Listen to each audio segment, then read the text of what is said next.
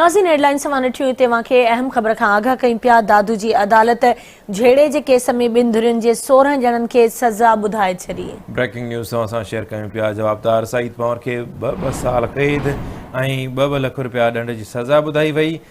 14 जवाबदारनि खे 1 साल ऐं 10 हज़ार रुपया ॾंड जी सज़ा ॿुधाई वई आहे। 16 जवाबदारनि खे हथ कड़ियूं हणी डिस्ट्रिक्ट जेल दादू मुंतक़िल कयो वियो। ब्रेकिंग न्यूज़ असां शेयर कयूं पिया। दादूअ जी अदालत झेड़े जे केस में ॿिनि धुरियुनि जे 16 ॼणनि खे सज़ा ॿुधाए छॾी आहे। तफ़सील मालूम कंदासीं। दादूअ मां आवाज़ न्यूज़ जे रिपोर्टर तारिक लगारी असांखे जॉइन कयो आहे।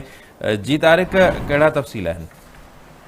जी अली रज़ा, दादू जे फर्स्ट सिविल जज जुडिशल मैजिस्ट्रेट मोहम्मद अशरफ बैराज जी अदालत झेड़े जे केस में ॿिनि धुरियुनि जे 16 ॼणनि खे सज़ा ॿुधाई आहे। मां तव्हांखे ॿुधाईंदो हलां त फुलजी स्टेशन थाणे ते ॿेले खाते जी ज़मीन में घरनि जो पाणी नेकाल करण सां पावर बिरादरी जे ॿिनि धुरियुनि में झेड़ो थियो हुयो।